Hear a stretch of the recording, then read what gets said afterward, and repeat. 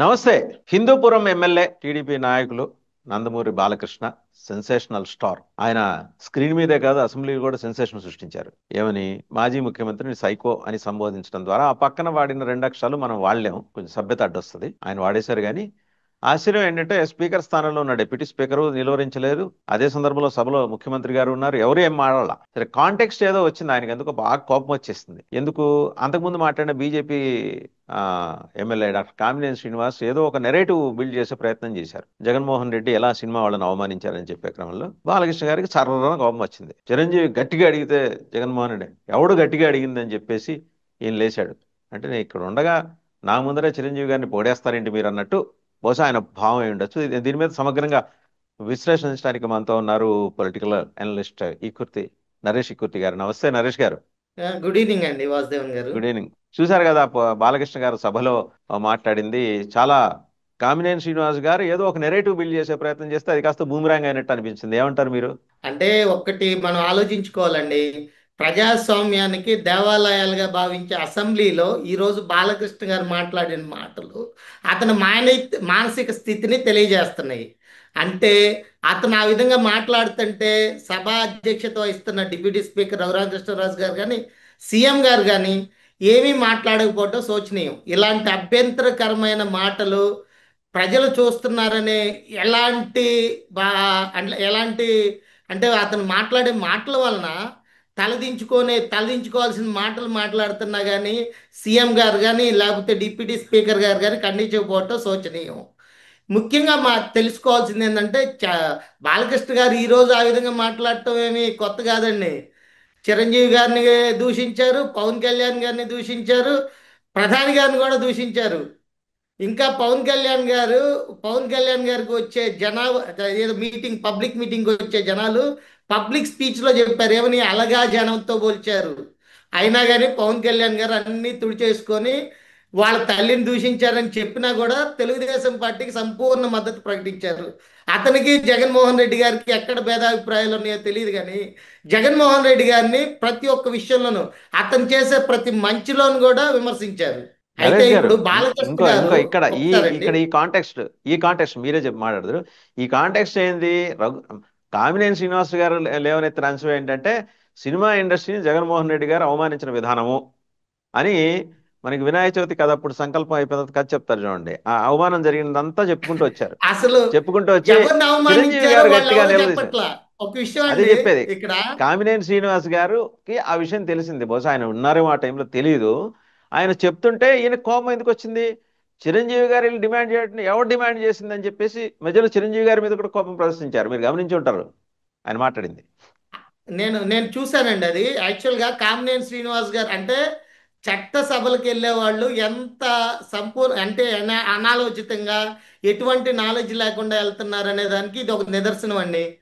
ఇంకా కామినేని శ్రీనివాస్ గారు ఆ రోజు జగన్మోహన్ రెడ్డి గారు సినీ పెద్దల్ని ఎవరిని విమర్శించారో ఎవరిని తక్కువ చేసి చూశారో తెలీదు.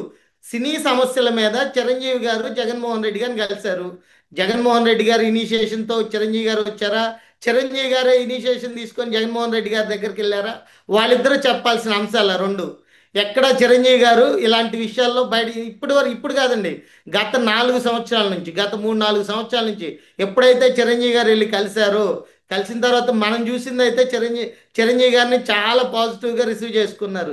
సొంత బ్రదర్తో ఎలా ఉంటుందో సొంత ఫ్యామిలీ మెంబర్గా చిరంజీవి గారిని రిసీవ్ చేసుకున్నారు. ఆ రోజు మీటింగ్కి వచ్చిన పెద్దలను కూడా అంతే చాలా పాజిటివ్గా మాట్లాడారు వాళ్ళతో. కాకపోతే జగన్మోహన్ రెడ్డి గారు ఏం చేశారు? సామాన్యులకి, ఏపీకి వినోదం వినోదం సామాన్యులకి అందించే ఒక హక్కుని కాలు రాయకూడదు. ప్రతి ఒక్కరికి సినిమా సినిమాని చూసి వినోదపు దాంట్లో ఎక్కువ రేట్లు పెట్టకుండా దాన్ని కొద్ది కుదించారు. ఆ రోజున్న ఎప్పుడో ఉన్న చలచిత్ర యాక్ట్కి సంబంధించిన ఫిల్మ్ యాక్ట్ని కన్సిడర్ చేసుకొని సినీ పరిశ్రమలకు సంబంధించిన టికెట్ రేట్లు ధరలు తగ్గించారు. దాని మీద మాట్లాడటానికి చాలా మంది పెద్దలు వెళ్ళారు. పెద్దలు వెళ్ళినప్పుడు ఆయన సానుకూలంగా మాట్లాడారు, వాళ్ళతో చాలా పాజిటివ్గా ఉన్నారు. అక్కడ ఎవరు చిరంజీవి గారు ఎప్పుడు అభ్యంతరం చెప్పలేదు దాని మీద. చిరంజీవి గారు మౌనంగా ఉండటం వల్ల దీనివల్ల చాలా నష్టం సినీ ఫీల్డ్ జరుగుతుంది. ఈరోజు మనం ఉమ్, ఆ నష్టం ఏంటో ఈరోజు ఇప్పుడు చెప్తున్నా అండి. ఓజీ ఉమ్, సినిమా ఎగ్జాంపుల్ ఈ రోజు రిలీజ్ అయింది, దాన్ని తీసుకుందాం. నిన్న ప్రీమియం షోకి విచ్చలవిడిగా కొన్ని వందల థియేటర్లు ఏపీ తెలంగాణ రాష్ట్రాల్లో ఇచ్చారు. సుమారు 1000 రూపాయలు. తెలంగాణలో అయితే 800 రూపాయలు, ఆంధ్రప్రదేశ్లో 1000 రూపాయలు ప్రత్యేక జీవోలు ఇప్పించుకున్నలా సినిమా చూశారు. ఇప్పుడు ఆ సినిమా పరిస్థితి ఏంటి? సినిమా రంగం ఎలా కుదేలవుతుంది?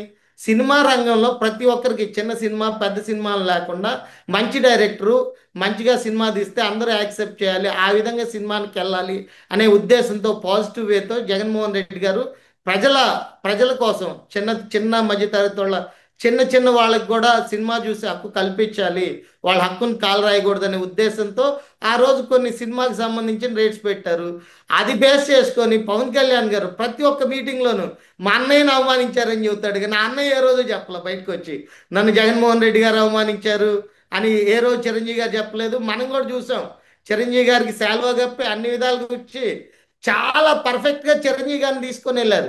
నరేష్ గారు, ఇక్కడ ఇంకొక విషయం గమనించారు లేదు, తర్వాత మళ్ళీ మంత్రి దుర్గేష్ గారిని ఉద్దేశించి ఇంకో అంశం మాట్లాడారు. ఈ మధ్య ఏదో ఫిల్మ్ డెవలప్మెంట్ కార్పొరేషన్ వాళ్ళు నాకేదో ఇన్విటేషన్ పంపించారు, అందులో నాది 9వ పేరు ఉంది అని చెప్పేసి దాని మీద కూడా ఆయన ఏదో అభ్యంతరం వ్యక్తం చేసినట్టున్నారు.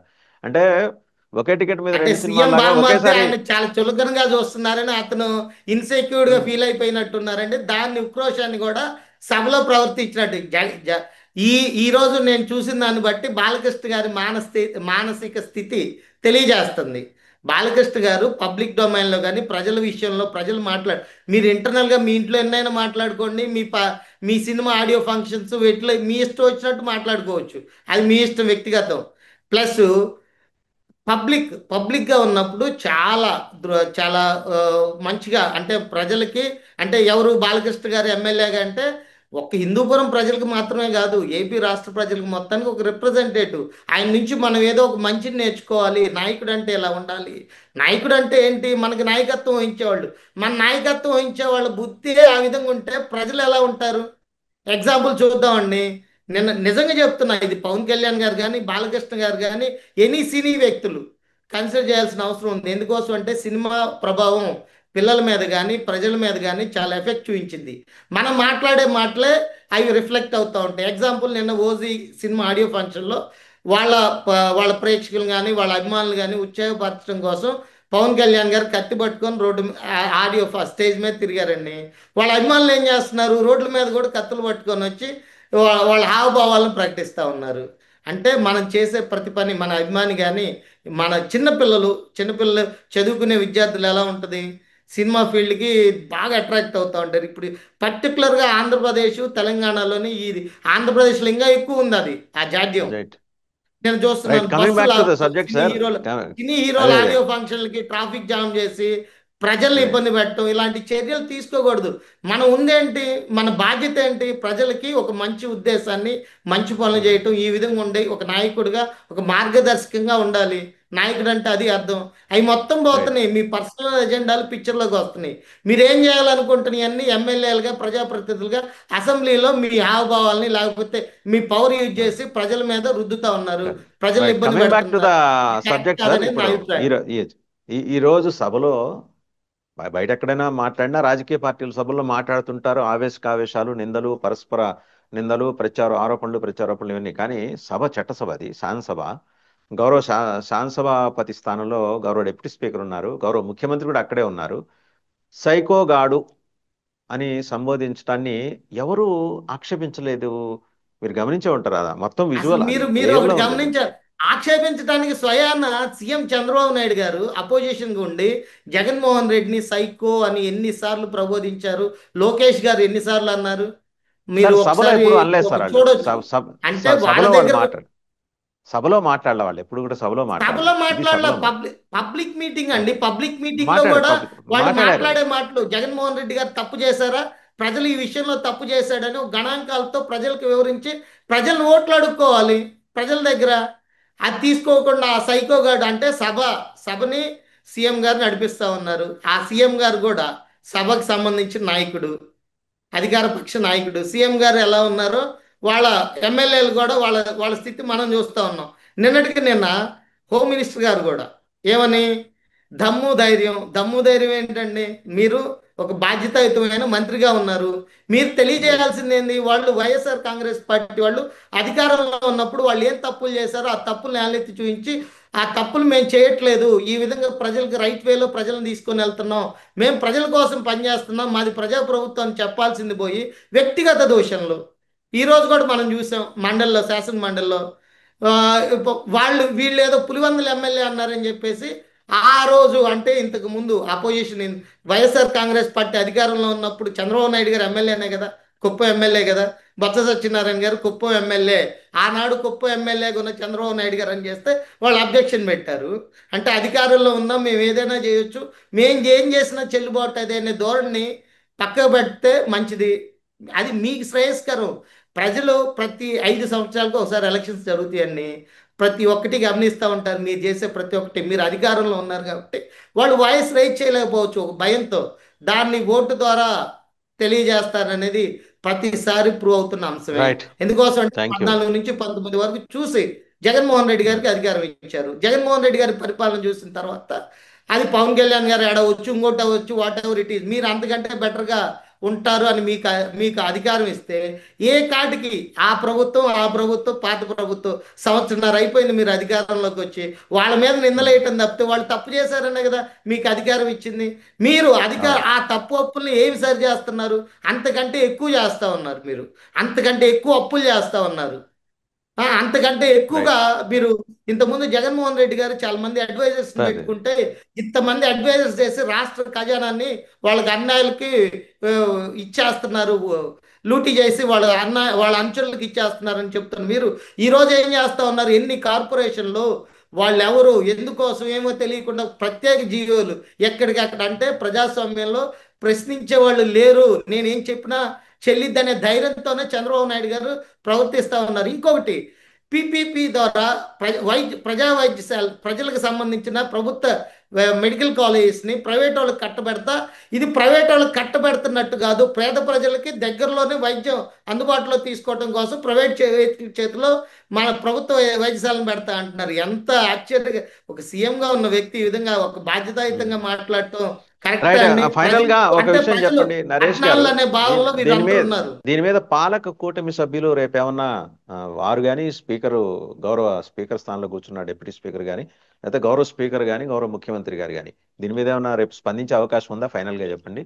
డెఫినెట్ గా అస్సలు దాని గురించి మాట్లాడరండి. ఎందుకోసం అంటే సాక్షాత్తు ఆ రోజు చంద్రబాబు నాయుడు గారు కూడా అపోజిషన్ లీడర్గా ఉన్నప్పుడు జగన్మోహన్ రెడ్డిని సైకో సైకో అని ఎన్నిసార్లు సంబోధించారో మనం చూస్తున్నాం.